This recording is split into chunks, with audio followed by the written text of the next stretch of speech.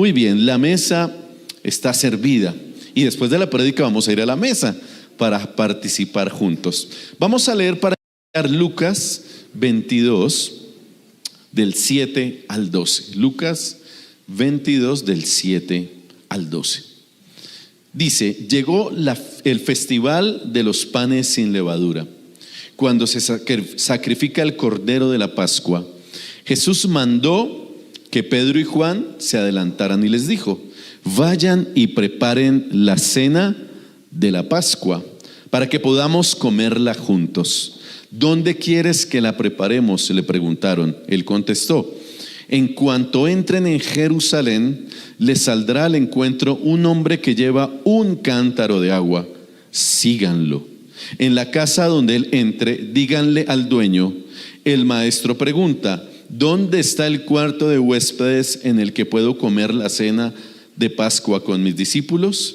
Él los llevará a un cuarto grande en el piso de arriba, que ya está listo. Allí deben preparar nuestra cena. Qué lindo, ¿verdad? Yo creo que cuando vemos la palabra de una manera un poco más real, como que nos metemos más. Este fue un escenario previo a la última cena, como Jesús preparó de antemano todo para que fuera una comida supremamente especial, única, trascendental para Jesús y sus discípulos. Ahora, hablar de la última cena es hablar de uno de los momentos más significativos en la vida de Jesús con sus discípulos. Yo creo que si ha habido cuadros, pinturas, historias que se refieran a la última cena, son muchos, ¿verdad? Muchas referencias con respecto a ello. Así que tenemos que ser claros que esta no fue la única cena, tuvieron muchas cenas, pero sí tenemos que decir que fue la cena más significativa, más importante y trascendental, que no podemos olvidar, porque hasta el día de hoy participamos de ese momento, de la cena del Señor. Así que yo quiero invitarlos a ver tres aspectos fundamentales. Y son fundamentales porque precisamente, aunque aquella noche habían muchas emociones, muchos sentimientos, Jesús también tenía intencionalmente el deseo y la voluntad de establecer unos valores y principios teológicos que trascenderían en la estructura y el desarrollo y vida de la iglesia hasta hoy. Imagínense cómo trascendió ese momento, que hasta hoy lo que Jesús estableció trascendió y nosotros seguimos hoy participando y haciendo memoria de ese momento. El primer aspecto es que la cena del Señor es un memorial de su muerte, del nuevo pacto y el anuncio de su segunda venida.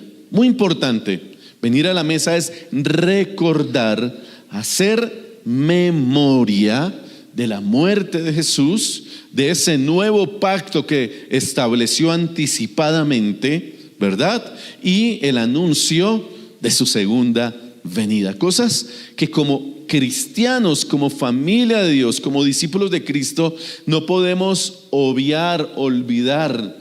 Tenemos que tenerlas todo el tiempo en nuestra mente, en nuestro corazón, y tenemos que seguirlas predicando. Así que la cena del Señor no es una experiencia mágica sin sentido alguno.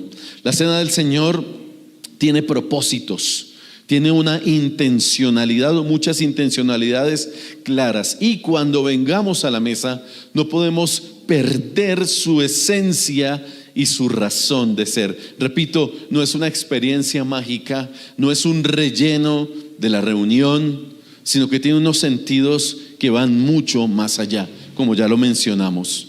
No podemos hacer de la mesa o utilizarla para fines diferentes a los que el Señor estableció desde el comienzo. Y por eso el apóstol Pablo, en la primera carta a los Corintios, retoma esa última cena, esos instantes de Jesús, y de manera pedagógica lo transmite a la iglesia. Y lo dice 1 Corintios 11, 25 al 26. Dice: de la misma manera tomó en sus manos la copa de vino después de la cena y dijo: esta copa es el nuevo pacto entre Dios y su pueblo. ¿Se acuerda que hablamos que es el nuevo pacto? O sea, la copa recuerda que hay un nuevo pacto, que el antiguo pacto terminó y que ahora comienza un nuevo pacto. Ya no es la ley, sino que ahora es la gracia. Ahora estamos bajo la gracia. Entonces Jesús estaba anunciando esta copa, entonces es ese nuevo pacto entre Dios y su pueblo. Un acuerdo confirmado ¿con qué? Con mi sangre. Ese pacto es un acuerdo que se confirma por medio de la sangre de Jesús, que fue derramada únicamente para perdón de pecados. ¿Para qué fue derramada la sangre de Jesús? Para perdón de pecados. Aunque usted escuche y utilicen la sangre con algunas afirmaciones diferentes, tengo que decirle que el uso de la sangre de Cristo no es para otra cosa sino para el perdón de nuestros pecados. No es para aplicarla de otra manera ni para cubrirnos. Yo sé que a veces lo decimos: Señor, cúbreme con tu sangre, y lo podemos decir en buena fe, lo podemos decir como una manifestación humana, pero la sangre de Cristo no fue hecha para cubrirnos. La sangre de Cristo tiene un propósito claro que está bíblicamente respaldado. Ahí no dice: la sangre de Cristo nos cubrirá de peligros. Dice: la sangre de Cristo fue derramada para perdón. Cuidado con las muletillas, que es que a veces repetimos por inercia. Me cubro con la sangre de Cristo. ¿Y eso dónde está? Si tú me das el fundamento bíblico, digo perfecto. Y tampoco tiene un efecto diferente. La sangre de Cristo es única. No es una la que sale de la frente, otra que sale de las manos, otra sangre que sale del costado, porque también le han dado diferentes poderes y aplicaciones dependiendo de dónde sale la sangre. Incluso hay libros escritos sobre eso, que la sangre, hoy me aplico la sangre de Cristo de que sale de su cabeza a mi mente. Sí, que le metemos una cantidad de cosas que complican el asunto cuando es básicamente sencillo. Y no podemos desviar el propósito. La sangre de Cristo me limpia y me lava de mis pecados. Pues ahí está, sencillamente. No le demos, ni le apliquemos, ni la utilicemos para cosas que no son. Por eso fui claro, es un memorial en ese sentido. Entonces dice: hagan esto en memoria. Hagan esto en memoria ¿de quién? Jesús dijo: hagan esto en memoria mía, en memoria de mí todas las veces que la beban. Pues cada vez que coman este pan y beban esta copa, ¿qué? Anuncian la muerte del Señor hasta que Él venga. Sencillo. Por favor, siempre vayamos a la palabra, siempre corroboremos con la Escritura. Venir a la mesa del Señor es un memorial, lo acabamos de decir. El apóstol Pablo estaba retomando las palabras de Jesús.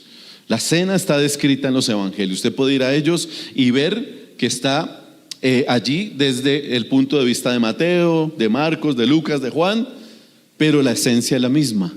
Hagan esto en memoria de mí. Por eso, repito, es un memorial de su muerte, pero también del nuevo pacto. Y también anunciamos: Él murió, pero vendrá por segunda vez. No le demos otro sentido a la mesa del Señor. No le demos otro sentido a su sangre vertida en la cruz para perdón de pecados. Por eso hablé de no magia, porque cuidado con ese misticismo en que cogemos la sangre de Cristo como si fuera una botella de agua y nos la vertimos y volvemos esto casi que brujería o mantras extraños. No es así. No podemos estar adoptando lo que escuchamos o lo que otros dicen por decir. Por eso los discípulos de Cristo somos a veces tan enfáticos y centrados en la Escritura, en la palabra de Dios. Y aunque son prédicas que para muchos no generan, wow, ¿y por qué no nos habla de prosperidad y de bendición y de milagros? ¿Qué más milagro que la muerte de Jesús en la cruz del Calvario para nuestra salvación? ¿Qué más milagro queremos? Si es el milagro más grande y extraordinario que podemos experimentar. Muy bien, así que aquella noche Jesús estableció esa celebración como un memorial y una ordenanza.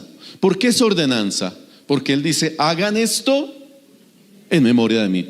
¿Estaba pidiendo un favor, sugiriendo? Jesús estaba ordenando. Por eso la mesa del Señor es ordenanza. Es ordenanza. Él mismo la estableció, la realizó, la ordenó Él mismo.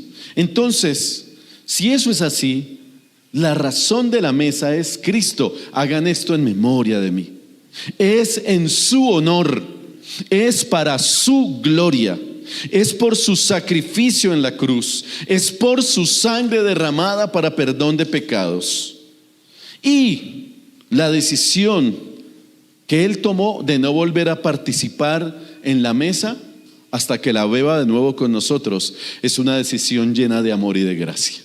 Porque Él en una de sus expresiones en los evangelios usted la va a encontrar: porque no beberé más del jugo de la vid hasta que la beba con ustedes en mi reino. Jesús está esperando el momento en que nos reencontremos con Él y tengamos esa gran cena celestial en la eternidad, y Él volverá a participar de esa cena con usted y conmigo. ¿No le parece emocionante eso? Me parece glorioso, me parece maravilloso. Así que a partir de la institución de esa ordenanza, de ese memorial en honor a Jesús, por Jesús, para Jesús, anunciando su muerte, pero anunciando su segunda venida, la iglesia del primer siglo, ¿sí? La iglesia primitiva asumió esa experiencia como parte de su adoración comunitaria, y lo dice Hechos 2:42.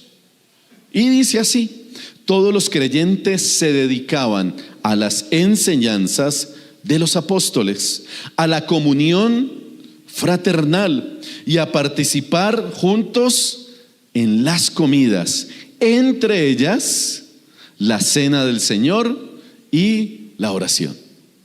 Así que se convirtió en parte de su expresión como comunidad, como familia de Dios. Se convirtió en una ordenanza desde el primer siglo. La iglesia lo entendió, lo incorporó y lo estableció. Y 2000 años después, nosotros, la iglesia del Señor, lo seguimos haciendo. Así que no se le olvide, la mesa del Señor es memorial, y es hacer memoria de lo que hizo Jesús. Por eso el Señor, Él es el Señor de la mesa. Jesús es el Señor de la mesa. Lo segundo que quiero que veamos es que Jesús es quien invita a la mesa. Yo sé que usted ha escuchado el término históricamente la Santa Cena, ¿cierto? Hoy tenemos Santa Cena, ¿ok? Realmente ese término no aparece bíblicamente. Si usted lo busca, Santa Cena, usted no lo va a encontrar. Usted va a encontrar mucho la Cena del Señor o la Mesa del Señor. ¿Sí se da cuenta? Solo que nosotros repetimos, ¿sí? Repetimos por tradición. Lo que diga el pastor, Santa Cena, vamos para la Santa Cena. Pero como tal, no está mal, tampoco voy a decir, no vuelva a decir Santa Cena, está bien. Pero el elemento de la mesa, pedagógicamente es muy importante. La mesa del Señor que nos congrega y los elementos que la componen, que es la copa y el pan, que serían la cena como tal. ¿Ok? Entonces, ¿quién invita a la mesa? Jesús. Eso me parece extraordinario, porque Jesús fue quien la instituyó. Entonces Jesús es amo, dueño, centro y señor de esta celebración. Por tanto, si Él es el amo, dueño, centro y señor de la celebración, Él tiene el poder y la autoridad para invitarnos a la mesa. Es decir, que Jesús siempre será el anfitrión. el anfitrión. Y es el mejor de los anfitriones. Ustedes vieron cómo preparó anticipadamente, ¿cierto? Un gran anfitrión. Cuando los discípulos le preguntaron, ¿y Jesús en dónde es? ¿Dónde es la cena esta noche? Jesús ya lo tenía preparado. Mire, pregunten tal, va a ser en una sala de huéspedes, va a ser de esta manera. Sencillamente, ese es el espacio. Jesús ya lo tenía preparado, porque él era y es el anfitrión. Jesús invita a la mesa. Y Lucas 22, 14 al 16 dice: cuando llegó la hora, Jesús y los apóstoles se sentaron como juntos a la mesa. Se fija que utiliza mucho la palabra mesa. Jesús dijo: he tenido muchos deseos de comer esta Pascua con ustedes antes de que comiencen mis sufrimientos. Pues ahora les digo que no volveré a comerla hasta que su significado se cumpla en el reino de Dios. Interesante.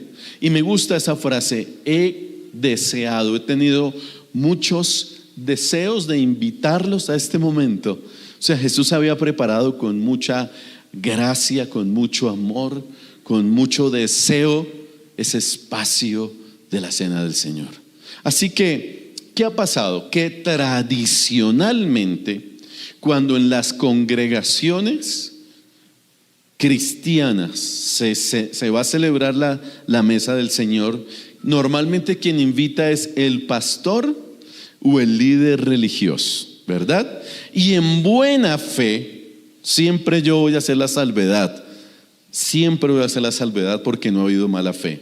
En buena fe se establecieron condiciones para la participación exclusiva de ciertas personas en la cena. Les voy a poner un ejemplo. No es una crítica, ojo, es solo una mención a lo que se ha hecho tradicionalmente. Entonces el pastor decía: ahora vamos a participar de la Santa Cena, ¿cierto? Y por favor, solo van a participar o deben participar los miembros bautizados. Y yo me acuerdo que a mí me generaba terror la Santa Cena de pequeño, porque le ponían también un tono casi de película de terror. Y cuando entonces decían: solo se ponen en pie los miembros bautizados, es decir, los dignos, y pareciera que los demás no lo fueran.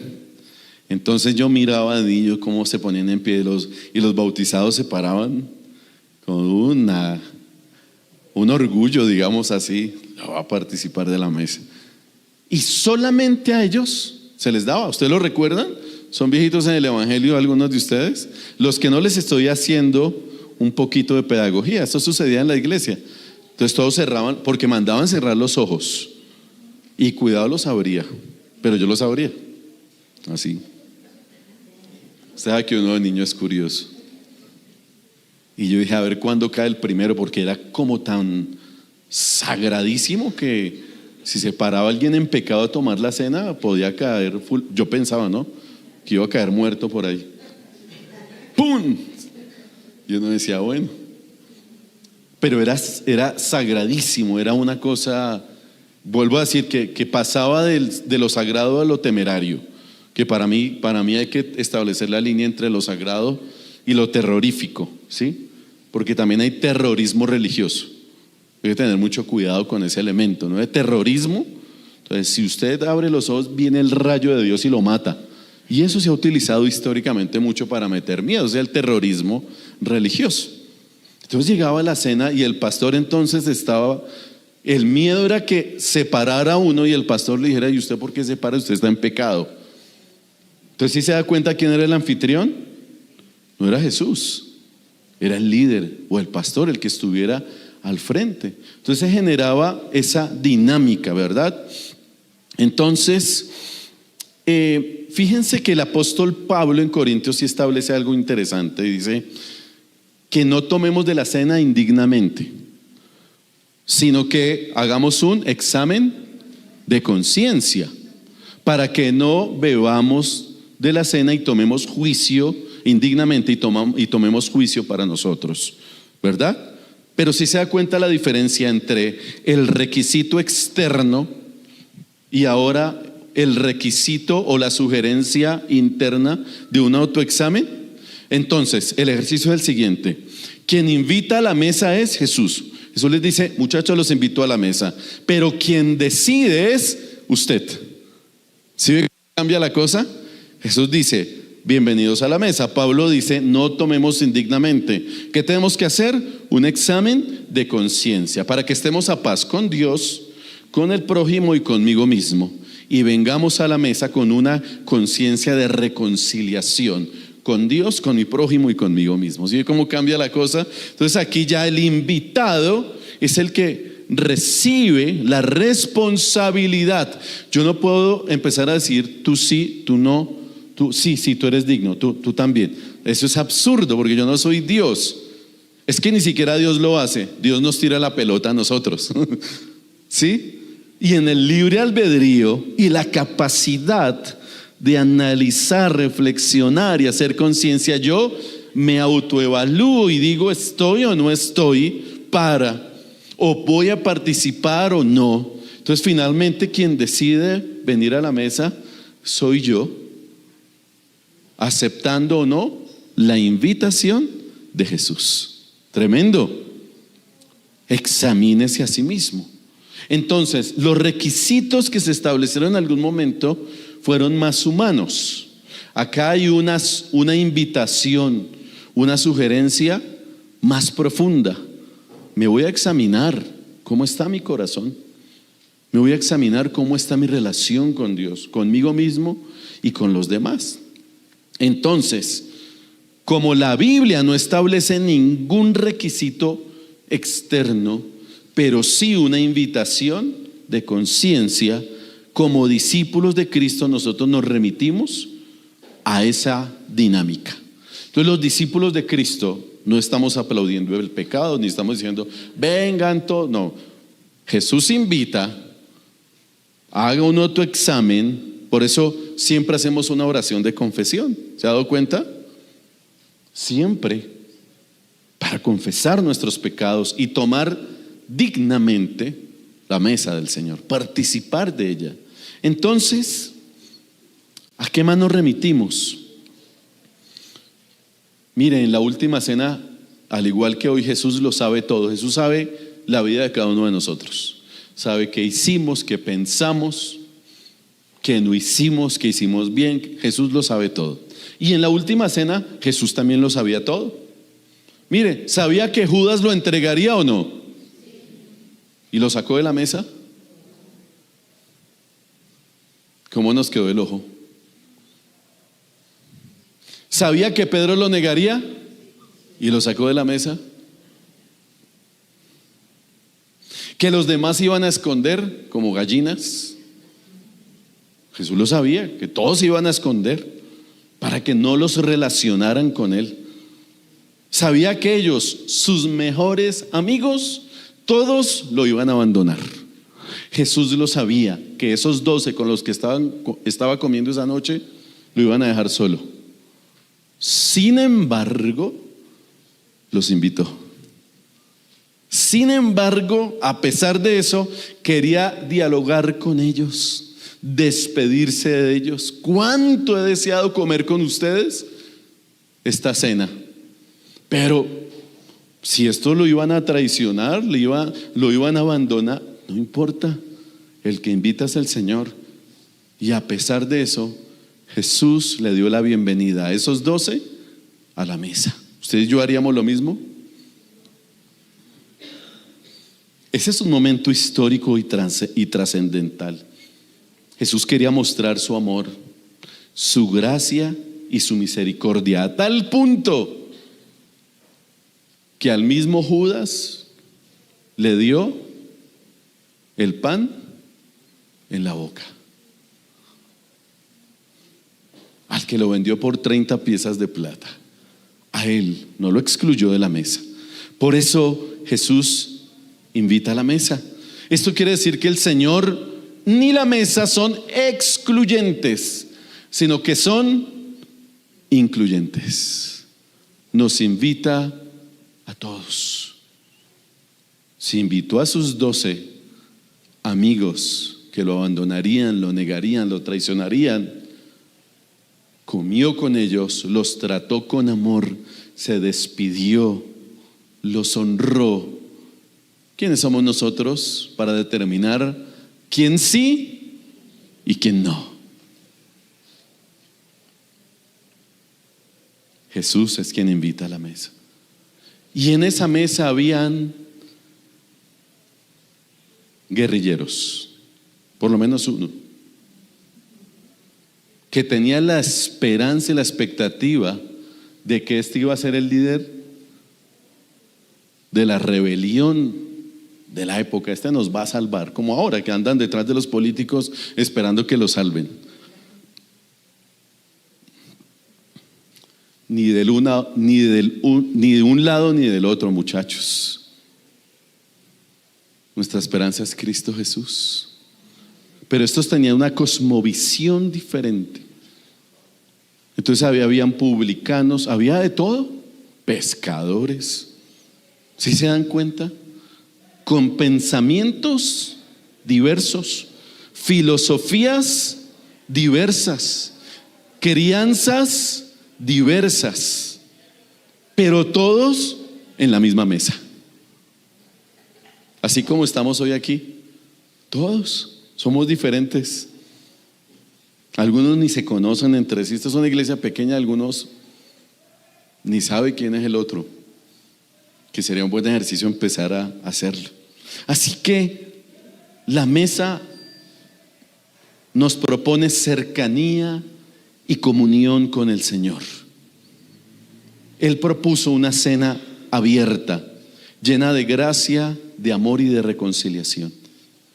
Jesús estableció la mesa para estar más cerca, para afirmar la comunión. Y lo más lindo, en esa diversidad, lo más importante es que todos comieron del mismo pan y de la misma copa. No es que había un pan especial para Pedro, como a veces las mamás que tienen hijos preferidos. Mi mamá ya está en el cielo, pero aquí entre nos, mi mamá me servía la mejor presa a mí y no le importaba, no le daba vergüenza. ¿Cuántos hijos como yo habían en la casa consentidos? Pipe, levante la mano.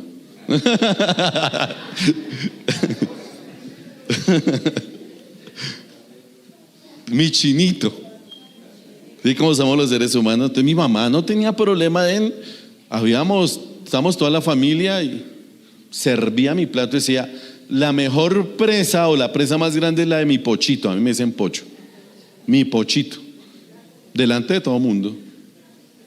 No le importaba. Y los demás ya sabían. Baje el preferido.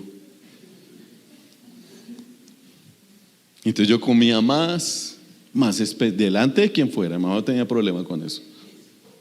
El todo era el todo. También acá el John también, pilas, somos malcriados. No, yo nunca me aproveché de eso. Yo antes le decía a mi mamá: mami, bájele, porque me daba pena con mi hermana. Yo todo considerado. Sí, entonces, fíjense que los seres humanos tenemos esos favoritismos y manejamos nuestras cositas. Pero aquella noche había un mismo pan para todos. Aquella noche había un mismo cordero para todos. Había igualdad. Igualdad. Yo sé que a veces digo cosas y me meto en unos temas profundos. Solo que no estoy hablando sino de evangelio. Esto es evangelio, iglesia, que es incluyente. Estoy afirmando lo que sucedió en una mesa. Para todos hay de la misma cantidad, de la misma manera. Y el Señor nos dice hoy, iglesia Puente Aranda, para todos hay de lo mismo y de lo mejor. ¿No les parece glorioso eso? para todos. No somos como los papás, bueno, los que tenemos un solo hijo, pues todo para ella. Todo para ella. Chévere. Pero los que tienen más hijos, yo a veces pienso en los papás y cómo capotearán eso. Cuando tienen 2, 3, 4. ¿Cierto? Debe ser. Porque dicen que cuando tienen varios hijos hay más empatía con uno. Dicen no más amor, sino como más empatía, más conexión. Ustedes lo saben. Yo ahí no me meto y no los voy a juzgar porque yo solo tengo una. Y todo para ella. Pero esto quiere decir que en la mesa y en la casa de nuestro Padre siempre hay un lugar para cada uno de nosotros. Esto quiere decir que Jesús hoy nos sigue invitando a la mesa y nos sigue diciendo: bienvenido, bienvenida a mi mesa. No importa tu color de piel, no importa tu nivel académico, no importa tu edad, no importa tu ideología. No importa nada. Solo quiero que sepas que te amo y que morí por ti en la cruz del Calvario, y mi sangre sigue vigente para lavar y limpiar tus pecados. Qué Jesús el que tenemos. Qué Jesús más grande. Y la mesa siempre estará abierta para que vengamos con humildad, con gratitud. Y leí esta frase: no se trata de quién llegó primero, sino de que todos comamos del mismo pan. Porque a veces es el que llegue primero, porque se lleva la mejor presa. En el reino de Dios no es así. Todos somos iguales. En el reino de Dios todos somos iguales. La teología del favoritismo no existe. Usted la puede manejar, diga lo que se le dé la gana. Yo soy el favorito de Dios, dígalo, sí, está perfecto. Pero a mí la Biblia me dice que Dios no hace acepción de personas y que Dios te ama a ti y me ama a mí por igual. Que Dios no funciona con apellidos ni con roles. Roles con S, no con X. Rolex. Tampoco, ni con uno ni con el otro. Dios no funciona con posiciones. Es que ore usted, pastor, porque el Señor lo ama más a usted y lo escucha más a usted. Falso, compadre, falso. El Señor nos honra y nos respeta a todos por igual. Esto no se trata de posiciones, ni de fama, ni de nada de eso. Porque Él es quien invita a su reino, Él es quien nos invita, Él es quien nos llama, Él es por su gracia y misericordia. Esto no se trata de niveles sociales, esto no se trata de nada de eso. Esto se trata de gracia y de misericordia y de amor de nuestro Padre Celestial. Y tercero, la mesa es compañerismo y hermandad. ¿Por qué? Porque Jesús no solamente buscaba establecer una relación profunda con sus discípulos, sino que ellos mismos a través de la mesa también establecieran vínculos de compañerismo y de hermandad entre sí. Es decir, que se volvieran amigos entre sí. O sea, no solo era me quiero relacionar con ustedes, ustedes son mis amigos, sino que también provocó la mesa y espacios para que ellos se hicieran amigos, para que establecieran vínculos de amistad. Es impresionante cómo el Evangelio y el reino de Dios nos une. Yo aquí tengo amigos de muchos años. En diferentes escenarios nos conocimos. Quizá los más del pasado son los que fuimos adolescentes. Nos encontramos desde la adolescencia, no sé si desde la niñez. Bueno, con mi esposa nos conocemos desde niños porque mi papá pastoreó a sus abuelos. Y mi mejor amigo era el tío de ella y compañero del colegio en transición. Calcule, estamos viejos. Yo ya hablando por allá de los años 80. Salud.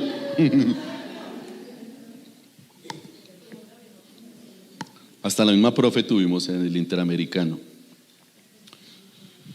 Pero es interesante cómo el reino, la mesa, el Evangelio nos permite establecer relaciones de tantos años.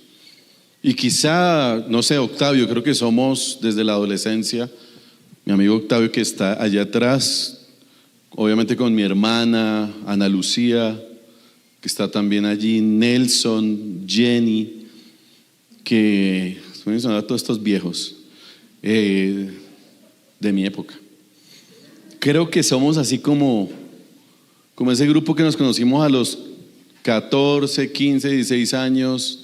Somos bien adolescentes, y nos unió Cristo, el Evangelio, y encontrarnos también en la misma congregación, ya no igual de flacos, ya casados con hijos, y sabiendo que el que nos ha unido es Cristo Jesús. Y con el pasar del tiempo me he encontrado con más amigos y nos hemos reencontrado en este lugar. ¿No le parece lindo lo que hace el Evangelio? Bueno, y en esa época también Isaura y Norberto, seguramente muchos años, y reencontrarnos aquí alrededor de la mesa del Señor. ¿No le parece glorioso? Había otra época en Berna, que muchos están aquí también, de nuestra primera temporada en Berna, años 2000, comenzando los 2000. Ya fue otra temporada y aquí tenemos dos amigos. Eso es lo que hace el Evangelio. Y otros que son amigos nuevos de esta temporada de Puente Aranda, y hemos construido juntos familia de Dios. Eso es hermoso. Entonces la mesa del Señor no solamente nos acerca a Jesús, sino que también nos permite acercarnos unos a otros, sentir que pertenecemos a la familia de Dios, que nos necesitamos. Usted necesita al que tiene al lado, aunque diga que no. ¿Será? Sí. Aunque no lo conozca, o lo conoce demasiado. Nos necesitamos. Les tengo una noticia: ustedes me necesitan a mí y yo los necesito a ustedes. Mutualidad, nos necesitamos.